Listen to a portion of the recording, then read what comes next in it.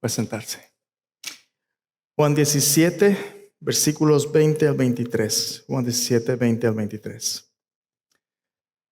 Mas no ruego solamente por estos, sino también por los que han de creer en mí, por la palabra de ellos, para que todos sean uno, como tú, oh Padre, en mí y yo en ti.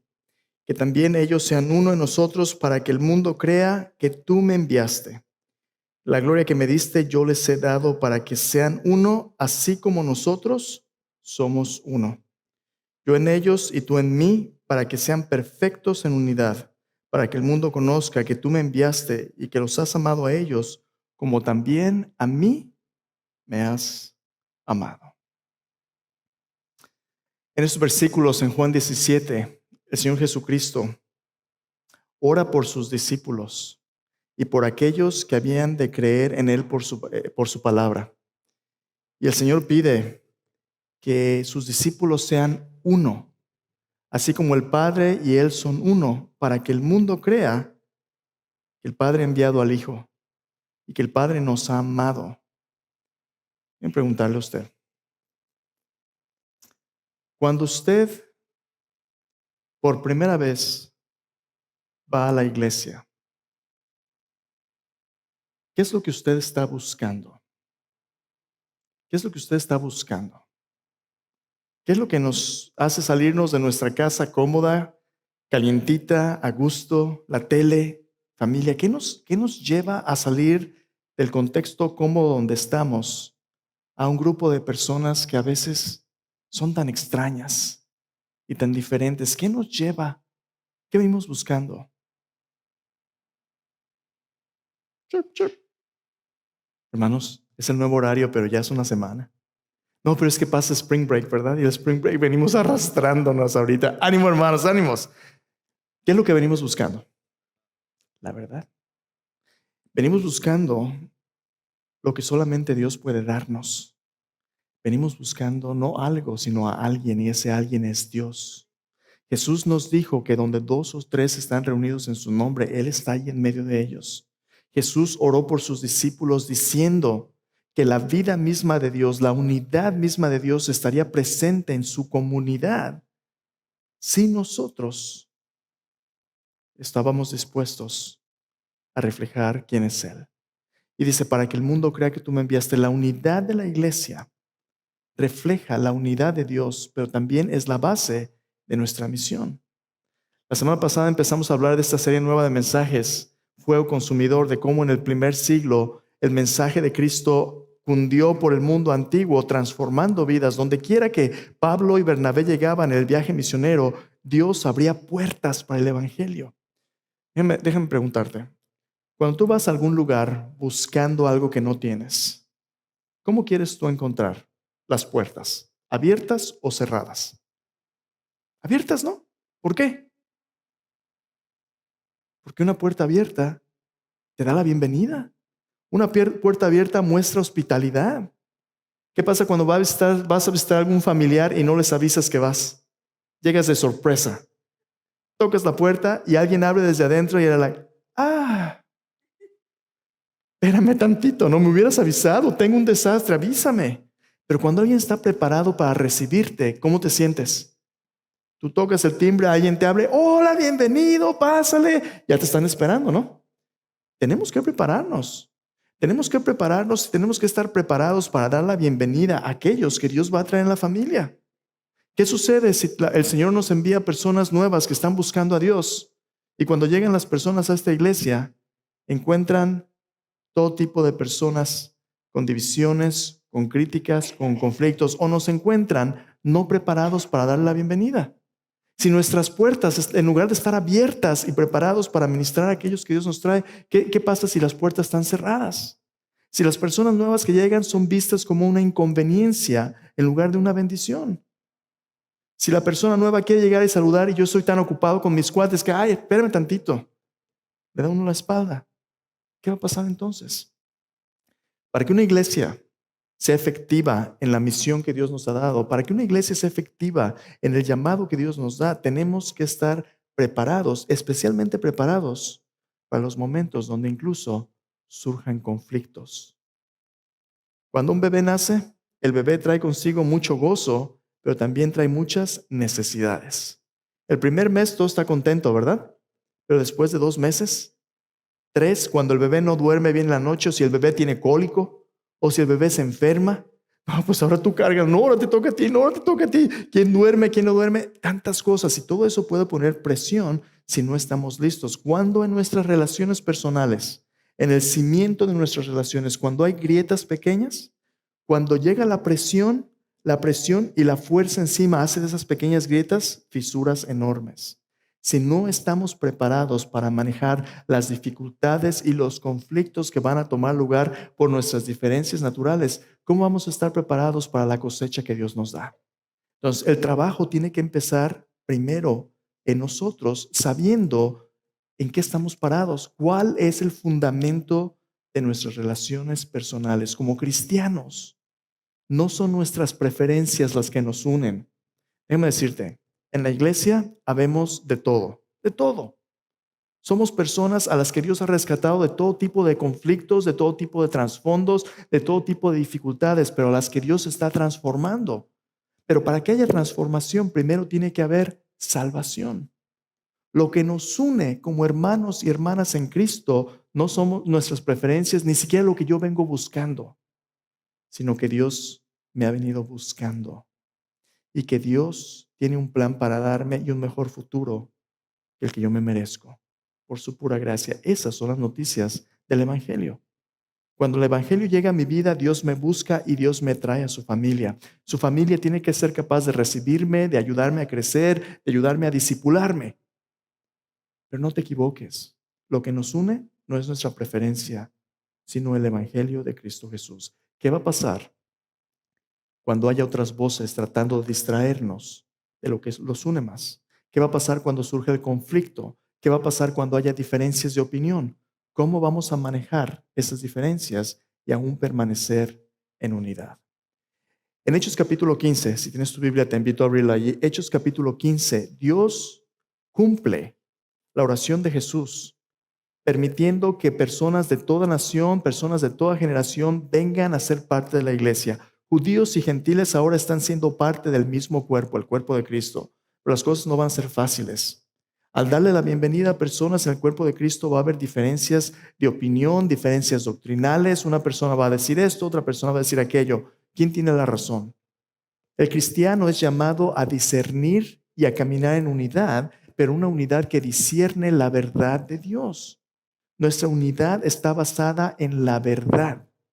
Y para poder basarnos en la verdad, vamos a tener que escuchar las voces que a veces compiten con el Evangelio. Entonces, ¿de qué vamos a hablar el día de hoy? El día de hoy vamos a hablar de cómo es que una iglesia efectiva en el campo misionero, una iglesia que está alcanzando a gente nueva, cómo es que esta iglesia enfrenta la competencia de mensajes que buscan reemplazar la centralidad del Evangelio de Cristo en su fe y su práctica. ¿Qué significa eso? Dios nos trae a ser parte de su familia en la iglesia, el cuerpo de Cristo. Y cuando un nuevo creyente pone su fe en Jesús, los siguientes meses y años son cruciales en el resto de su caminar, porque o prende o se seca. Si usted no es cuidadoso, va a haber muchas voces que le van a tratar de distraer. Primero, comienza de esta manera: estás bien cansado. Todo el mundo se merece un día libre, ¿no? Todo el mundo, no vayas hoy. Hoy no vayas. Aquí quédate en tu casa, que al cabo lo puedes ver en línea. Y luego el internet no funciona o está funcionando. Algo sucede, ¿verdad? Y ya. No, hoy no leas tu Biblia. Tú ya la leíste, ya sabes de qué se trata. Tú hoy te mereces un break, descansa. Date un baño, ¿verdad? Relájate. Y luego el próximo domingo te surge un compromiso. No es que hay que trabajar, ¿no? Te surge una chambita especial, vas a ganarte un dinerito, te sirve de algo. Y luego se convierte, lo que era una excepción 1 o 2 veces, ahora se convierte en un patrón permanente. Todo se va a interponer para que tú no crezcas en los caminos de Dios. Todo tipo de crisis va a surgir, todo tipo de voces te va a hacer interferencia para que no permanezcas enfocado en los caminos de Dios. Tristemente, a veces esa interferencia viene de dentro.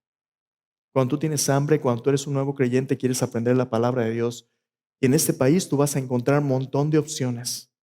Vienes a la iglesia, escuchas la palabra de Dios, prendes el radio, escuchas el radio cristiano, en el internet, te metes a los podcasts, todo tipo de enseñanzas, ¿verdad?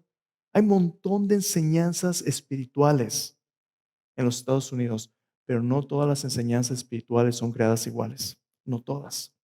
Tú tienes que crecer como discípulo de Cristo con discernimiento para saber cuál es la verdad de Dios y cuál no es.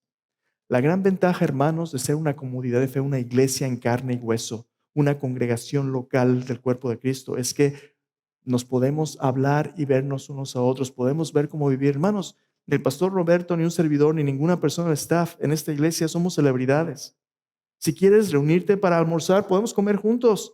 Si quieres echarte un cafecito, si quieres platicar en la oficina, si quieres platicar aquí, nadie te va a decir, no, el pastor está muy ocupado, no lo toques. Es un gente común y corriente, ¿no? Entonces, parte de ser iglesia es esta relación personal que tenemos unos con otros. Dios nos permite estar en un lugar donde nuestra enseñanza y nuestra vida puede ser pesado en contra de lo que la palabra de Dios enseña. Nosotros tenemos que ser imitadores de Cristo de acuerdo a su palabra.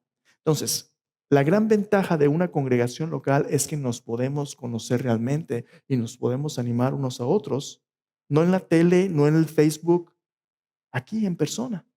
Así es como Dios quiere que enfrentemos las diferencias. Vamos a ver cómo es que en un tiempo de oportunidad hoy Dios guió a la iglesia en Jerusalén para enfrentar uno de los ataques más fuertes del Evangelio al principio de la iglesia. Hermanos, cuando Dios más está obrando en nuestras vidas y Dios más quiere prepararnos, el enemigo quiere intervenir para que la puerta que Dios está abriendo se cierre antes de que la cosecha entre. Si el enemigo puede dividirnos, si el enemigo puede hacer que nuestro matrimonio se rompa en lugar de que crezca, si nuestras relaciones personales no aguantan la presión de la prueba, hasta ahí llegamos. No vamos a ver la bendición que Dios tiene. La semana pasada hablamos de cómo cuando entramos al campo misionero va a haber guerra. Es un campo difícil. Va a haber resistencia, va a haber tribulación. Pero en medio de la tribulación va a haber el gozo de nueva vida.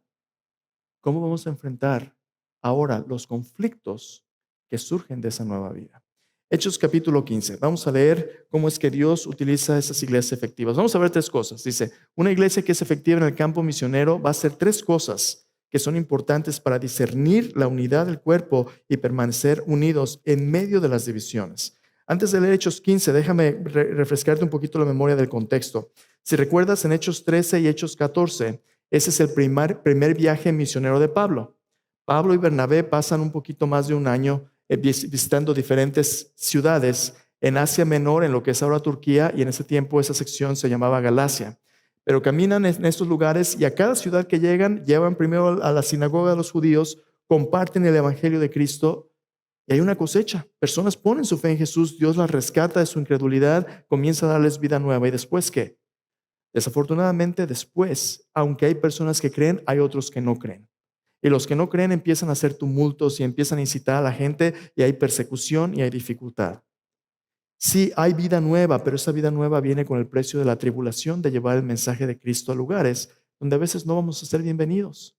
Vimos como Pablo, un día están ellos celebrando porque hay un milagro como si fueran dioses. Los hacen famosos, les aplauden, pero esa misma multitud que quiere glorificarlos, el siguiente día quiere apedrearlos, quiere acabar con ellos.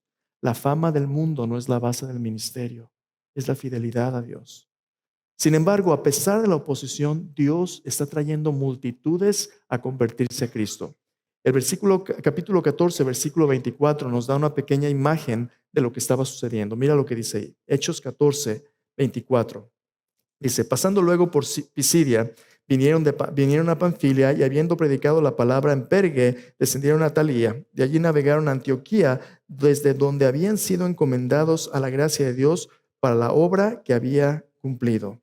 Habiendo llegado y reunido a la iglesia, refirieron cuán grandes cosas había hecho Dios con ellos y cómo había abierto la puerta de la fe. ¿A quiénes? A los gentiles. Y se quedaron allí mucho tiempo con los discípulos. Pablo regresa a Antioquía, que fue la iglesia que los envió, y allí dan testimonio de lo que Dios había hecho. Dios había una puerta para los gentiles. Ahora recuerda, ¿quiénes son los gentiles? Todos nosotros. Todos los que no crecimos como judíos, todas las naciones del mundo aparte del pueblo de Israel. Dios, desde que Cristo vino, después de su muerte, sepultura y resurrección y ascensión, en la gran comisión Jesús abre la puerta para que personas de toda nación y toda generación puedan ser parte de su familia. No importa si hablas inglés, no importa si hablas español, no importa si eres güerito, morenito, si tienes dinero, si eres pobre, hombre, mujer, no importa. Todos son bienvenidos a ser parte de la familia de Dios. Dios abre la puerta y la iglesia se goza, hermano. En esta iglesia Dios nos ha dado una puerta abierta para que la comunidad de personas que ha sido segregada y marginalizada encuentre una familia nueva. Tú ves las noticias diario, ¿verdad? ¿Has visto las noticias de la frontera? ¿Qué está pasando en la frontera? Miles de personas caminando, entrando a los Estados Unidos. Este país tiene que hacer lo que tiene que hacer con sus leyes para cuidar de ese país. Se entiende que tiene que haber cierto orden. Pero hermanos, Dios es el Dios del huérfano.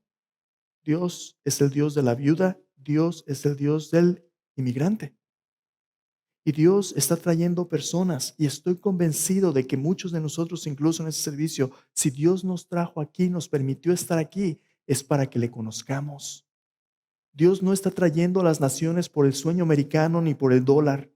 Dios está trayendo a las naciones a los Estados Unidos porque aquí en los Estados Unidos Dios ha bendecido este país con el testimonio de Cristo. Y ahora nos toca compartirlo con otros. Dios había abierto una puerta para los gentiles y para los judíos, los gentiles, las naciones, le llamaban en el primer siglo eran los perros. ¿Recuerdas en los evangelios? La mujer sirofenicia dice, viene buscando a Jesús porque su hija está poseída de un demonio y Jesús se esconde de ella. Después lo encuentra y los discípulos dicen, despídela porque da gritos detrás de nosotros. Se acerca a Jesús. Jesús está viendo. Recuerda, este es discipulado. Los discípulos tienen que aprender de Jesús. Despídela porque da voces. Es más fácil a veces deshacerse de la gente, ¿no? ¿Qué le dice Jesús cuando ve a la mujer? No está bien tomar el pan de los hijos y darlo a los perros. ¡Auch! Este es Jesús. Tú vienes a esta iglesia y al entrar inmediatamente gente que es diferente de ti, te voltea a ver y te dice, ya llegaron los perros. ¿Cómo te sentirías? Espérame tantito, ¿verdad? Todavía ni me conoces y ya me estás diciendo de cosas. Pero Jesús está observando y está discipulando. Los discípulos habrían visto a esta mujer siendo judíos como los perros. La mujer contesta, sí, Señor, pero aún los perros comen de las migajas que caen de la mesa de sus amos. Jesús le dice, mujer, grande es tu fe, que se ha hecho así como tú quieres. ¿Qué quería enseñarle Jesús a sus discípulos? Los discípulos pensaban que era más fácil deshacerse de los perros, pero Jesús quería que el pueblo de Israel entendiera que Jesús venía a salvar por fe, no solamente a aquellos que habían recibido las promesas del pueblo de Israel, pero a todas las naciones. Lo que nos une como familia de Dios, nuestras preferencias, no es nuestra cultura, no es nuestro idioma, no es nuestro color de piel, es nuestra fe en las promesas de Dios. Y Jesús quería que los discípulos vieran que a pesar de los estereotipos culturales que los judíos tenían, Dios había provisto un Salvador que traería a todas las naciones unidas bajo su nombre. Hechos es el cumplimiento de esa visión de unidad para que el mundo crea que tú me enviaste. Hermanos, esta iglesia tiene que ser una iglesia donde el blanco, el negro, el hispano, los que hablan con acento, sin acento, los ricos, los pobres, donde todos, toda nación y toda generación viene a los pies de Cristo por su evangelio. ¿Cómo le vamos a hacer cuando somos tan diferentes? Hechos capítulo 15, mira lo que dice. 3 cosas que Dios nos va a dar para navegar las tensiones y diferencias culturales o doctrinales. La primera de ellas es esta. Tenemos que identificar y resistir los mensajes que compiten con el evangelio. Aquí en Hechos 15, versículo 1 al versículo 6, tú vas a ver que hay un problema grande que casi dividió a la iglesia primitiva, un problema grande que es una flecha directo al corazón de la unidad de los creyentes, un arma poderosa que pudiera haberle dado al traste. Hay un problemón. Y luego vamos a ver cómo la solución viene a través de la iglesia discerniendo la experiencia, pero también lo que dice la palabra de Dios. Vamos a ver cómo es que la iglesia enfrentó eso. Hechos 15, versículo 1 al versículo 6. De este pasaje, hermanos, de este pasaje depende lo que va a pasar con el resto de la iglesia. Vamos a hacer el cuerpo de Cristo para toda nación y toda generación, puertas abiertas, donde todos sean bienvenidos, o vamos a hacer nada más un club religioso, nomás para los judíos, nomás personas que se portan bien.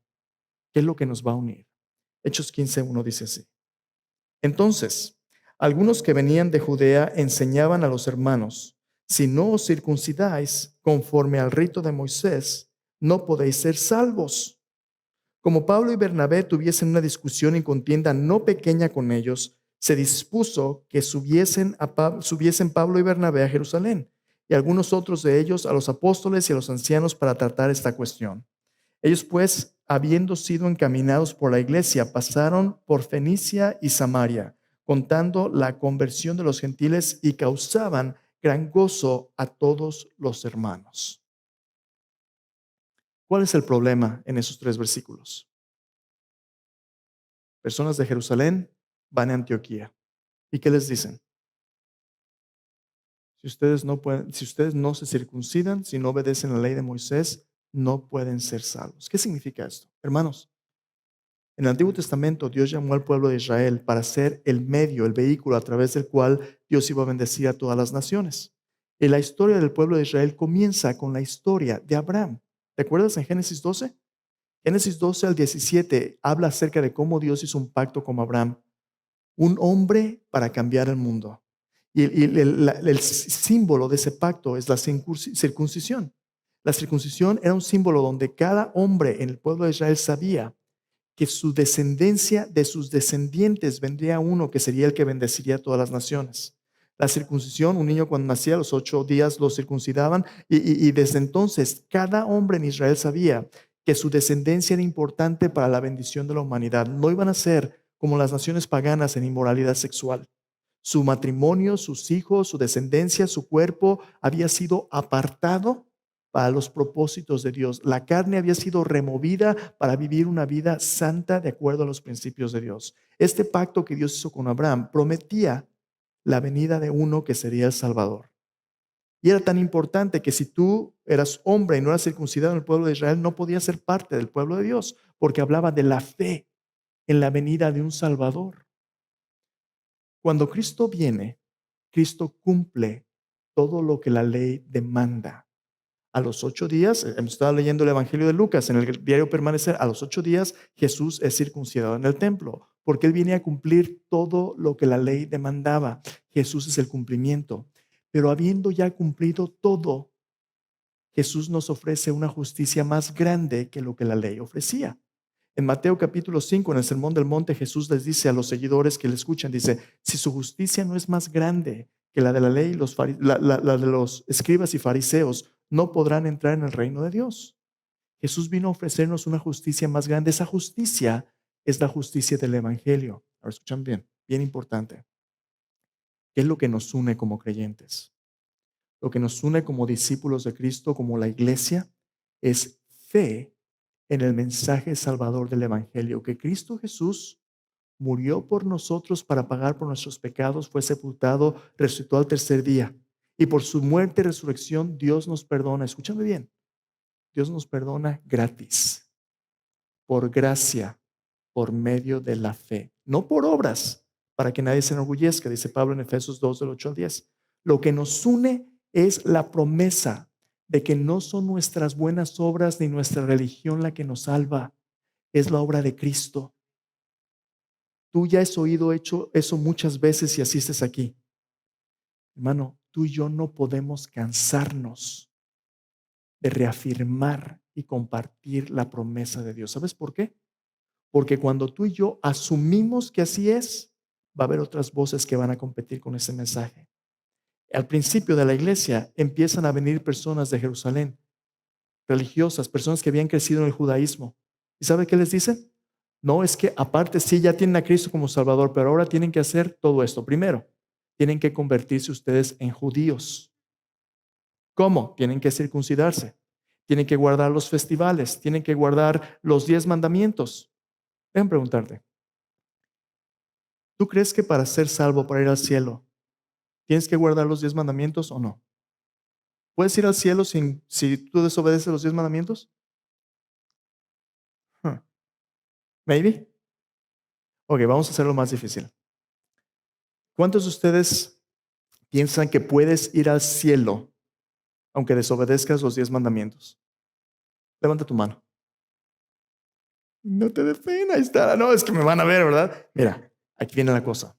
Quiero que me escuches bien. Yo crecí en México. La mayoría de nosotros en Latinoamérica, la gente piensa, si tú le preguntas, oye, ¿cómo puedo ir yo al cielo? La mayoría de la gente va a decir esto: pórtate bien, cumple los mandamientos. ¿Cuáles son? Eh, Amarás a Dios sobre todas las cosas. Ahí está. No robarás. Vamos a hacer una ensalada de mandamientos, ¿verdad? Tú pórtate bien. Si te portas bien, a lo mejor la haces. ¿Estás dispuesto a echarte un volado con la eternidad? Déjame decirte esto. Esa es la mentira religiosa más grande del mundo. Tú y yo no podemos salvarnos por nuestras buenas obras. Todos los que confíen en sus buenas obras van a ser condenados eternamente, porque nuestras buenas obras no son suficientemente buenas. La Biblia dice en Romanos 3:10, no hay justo ni aun uno. 3:23 dice, por cuanto todos pecaron, están separados de la gloria de Dios, destituidos de la gloria de Dios. Romanos 3:10, 3:23. No hay vuelta de hoja, nuestras obras nos condenan. Y la gente que venía de Jerusalén le estaba diciendo, para que puedan ser salvos, tienen que ganarse su salvación. ¿Cómo? Obedeciendo las obras de la ley. Pero eso es lo que Israel nunca pudo hacer. Están tratando de llevar a las personas que acaban de encontrar al Salvador a un tiempo donde no había Salvador. Mira cómo se defiende la iglesia. Dice Pablo y Bernabé, versículo 2, tuvieron una contienda no pequeña. Primero, hay que identificar las voces que compiten con Cristo. Dios nos salva, como vamos a ver en un momento, no por nuestras obras, sino por su gracia, por medio de la fe en Cristo. Solo gracia por medio de la fe. Ahora, escúchame bien. Estoy siendo bien cuidadoso. Dios no te salva por fe. A ver, espera un poquito. Efesios 2, del 8 al 10 dice, porque por gracia sois salvos por medio de la fe. Dios nos salva por gracia, por medio de nuestra fe en Cristo. Te voy a decir por qué. Tú puedes tener fe, pero tú puedes tener fe en una piedra. Tú puedes tener fe en un ídolo. Tú puedes tener fe en ti mismo. Esa fe es tan buena como el objeto en el que está puesta. Fe por sí misma no es lo que te salva. Lo que te salva es la gracia de Dios por medio de la fe en el Salvador, Cristo Jesús, quien murió por nosotros. Esa es la fe, el medio por la cual Dios nos salva. Pero lo que nos salva es su gracia. Gracia significa gratis, favor inmerecido. Cuando la gente viene diciéndote es que tú tienes que ser de tal o cual religión para ser salvo, Dios no nos salva por medio de la religión. Dios nos salva por medio de Cristo. Y mira lo que continúa diciendo, versículo 4 dice, llegaron a Jerusalén, fueron recibidos por la iglesia y los apóstoles y los ancianos, refiriendo todas las cosas que Dios había hecho con ellos.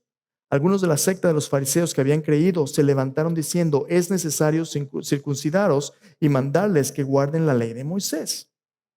Primero, es esencial para ser salvo y luego es necesario. Para fe y práctica, ¿cuál es el principio que esas personas decían deben seguir para vivir, para agradar a Dios? Obediencia a la ley. No se puede. El pueblo de Israel no pudo.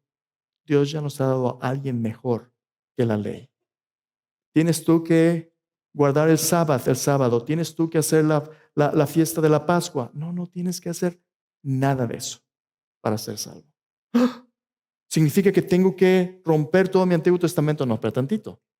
El Antiguo Testamento sigue siendo importante, es la palabra de Dios, pero son las promesas que ahora Cristo cumple.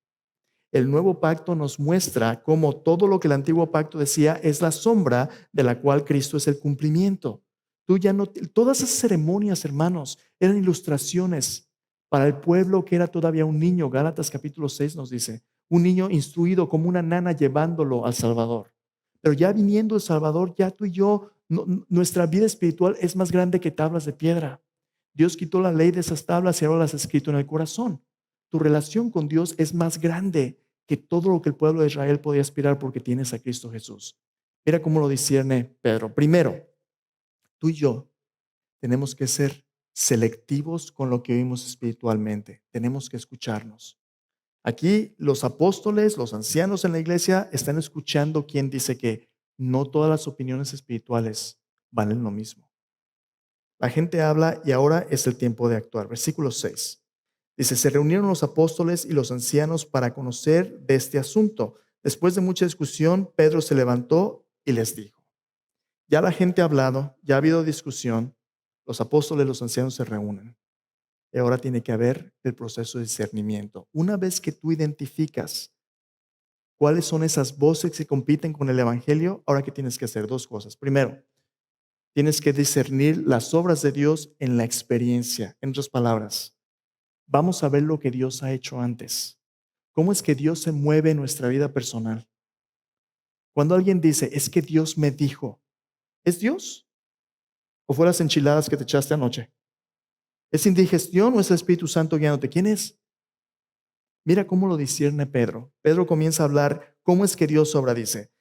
Versículo 7. Después de mucha discusión, Pedro se levantó y les dijo, varones hermanos, vosotros sabéis cómo ya hace algún tiempo que Dios escogió que los gentiles oyesen por mi boca de la palabra del Evangelio y creyesen. ¿Cómo es que Dios obra para salvar gente? ¿La salva a través de alguien prometiendo dar dinero para ser sanado? ¿La salva a través del profeta diciéndome, Dios me dio una revelación especial para ti?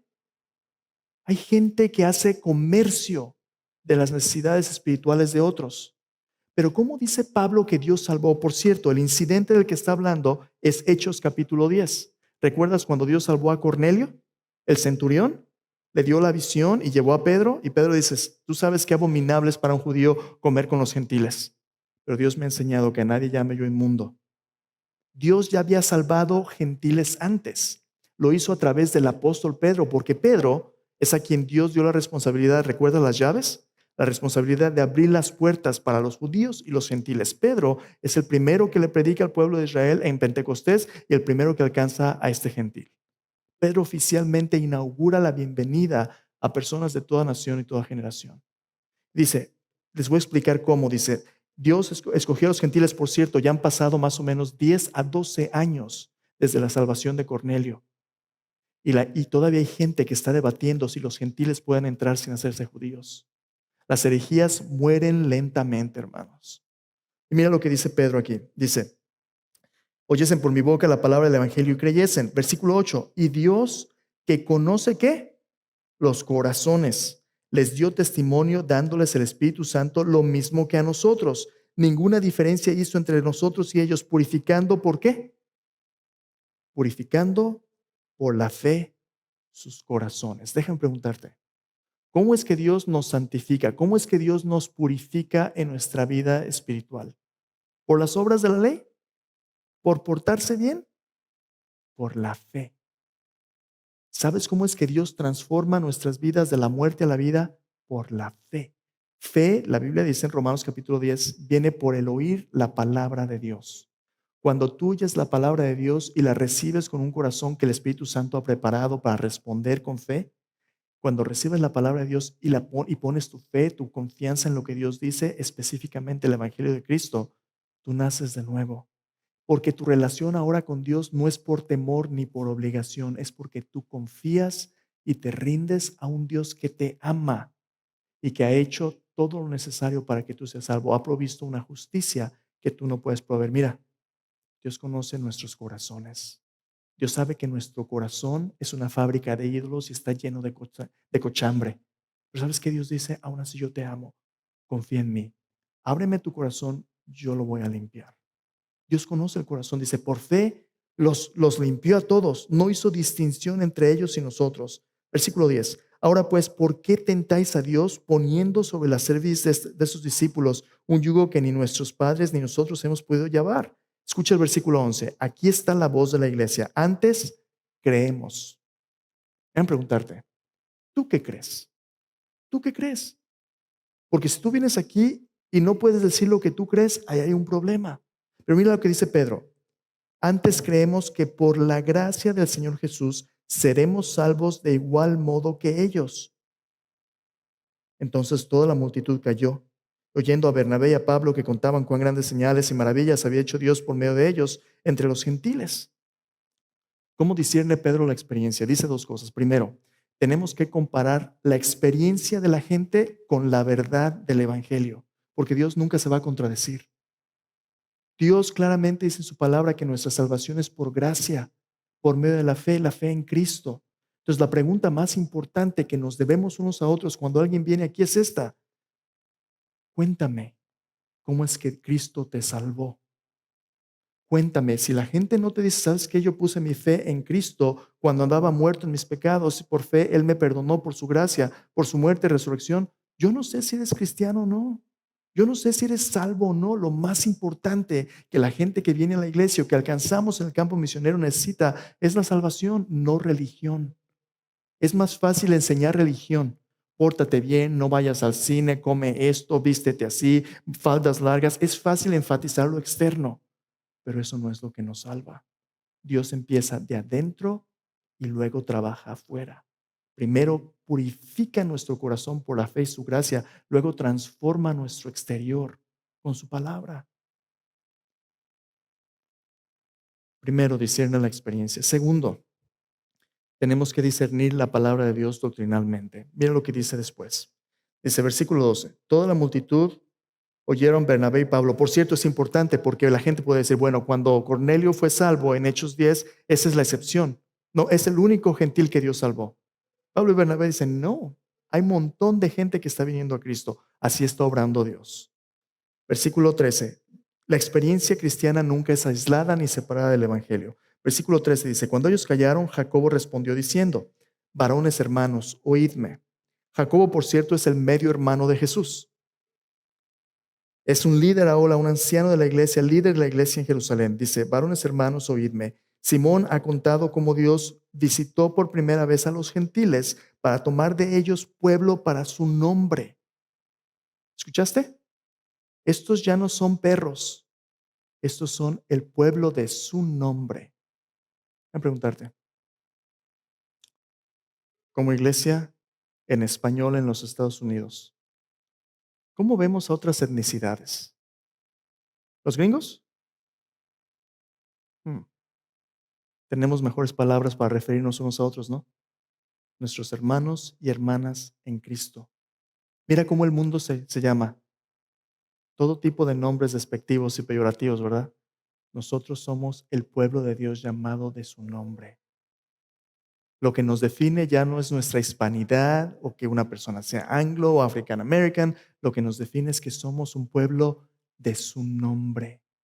Mira lo que Santiago dice. Dice, versículo 15, con esto concuerdan las palabras de los profetas, como está escrito, después de esto volveré, reedificaré el tabernáculo de David que está caído, repararé sus ruinas y lo volveré a levantar, para que el resto de los hombres busque al Señor y todos los gentiles sobre los cuales es invocado mi nombre. Dice el Señor que hace conocer todo esto desde tiempos antiguos.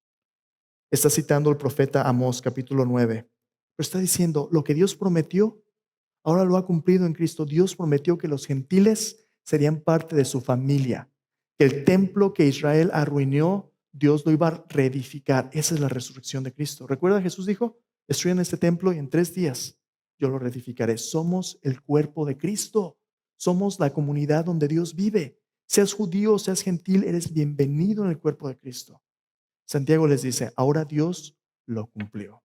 Versículo 19, por lo tanto, yo juzgo que no se inquiete a los gentiles que se convierten a Dios, sino que se les escriba que se aparten de la contaminación de los ídolos, de fornicación, de ahogado y de sangre. Porque Moisés, desde tiempos antiguos, tiene en cada ciudad quien lo predique en las sinagogas, donde es leído cada día de reposo. ¿Qué es Santiago? Ya Pedro en su testimonio nos dijo que esta es la obra de Dios. Dios escogió a los gentiles. Por cierto, ¿no es lo que Jesús les dijo en la Gran Comisión? Claro, vayan y hagan discípulos a todas las naciones, incluyendo los gentiles, incluyendo los gentiles. ¿Qué tal los hispanos? ¿Y los anglos? ¿Y los afroamericanos? ¿Y los? A todos, todos, de toda nación, toda generación. Santiago dice, lo que Dios dice en experiencia lo confirma en su palabra. Mira, bien fácil. Aquí está el examen de discernimiento. ¿Quieres saber lo que nos une? ¿Quieres saber lo que Dios utiliza para manifestar su presencia para que el mundo crea? Primero, comienza con tu salvación. Para poder ser uno en Cristo tenemos que ser un pueblo que es primero salvo. Si tú no tienes a Cristo como tu Salvador, tú no eres parte de la iglesia y no eres parte de la familia. Tu destino no es con Dios. Por eso este mensaje es tan importante. La iglesia existe para que tú y yo sepamos que hay un Salvador, que es mejor que la religión, que no te puede salvar por obras, pero Él puede salvarte. Empieza con tu salvación. ¿Y después qué? La palabra de Dios y el Evangelio tienen que seguir siendo el pegamento de nuestra unidad. No puedes hacer nada en contra de lo que Dios ya ha dicho. Entonces tú y yo tenemos que discernir lo que oímos, lo que la gente quiere, lo que la religión nos dice, para poder seguir siendo uno, para que cuando Dios abra las puertas de esta comunidad a los que vienen buscando a Dios, encuentren a Dios y no a una religión. ¿Tiene sentido? Tú pon lo más importante en el centro y lo más importante es el Evangelio de Cristo. Déjame concluir con esto. Iglesias misioneras efectivas hacen de la centralidad del Evangelio la base de su unidad, que les permite integrar su diversidad en su identidad como multiplicadores de discípulos salvados, santificados y enviados. No vamos a poder alcanzar a personas con la salvación si nosotros primero no somos salvos. Tiene que comenzar aquí entre nosotros. Vamos a orar, hermanos.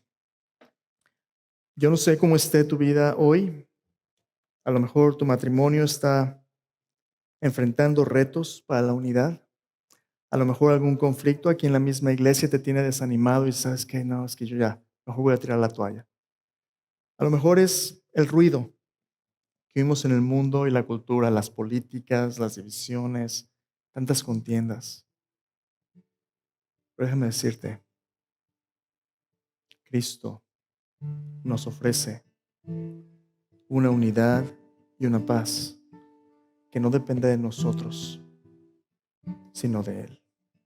Aquí en la mesa, cada domingo, tú y yo venimos confesando, esto creemos.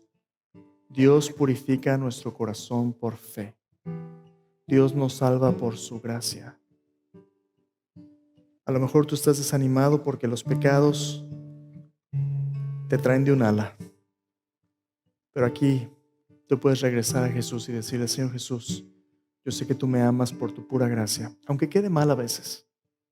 Yo vuelvo a ti porque mi relación contigo no depende de mi esfuerzo, sino de tu misericordia. Vuélvete a Cristo.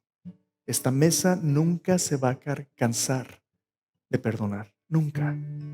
Para eso Jesús dio su sangre.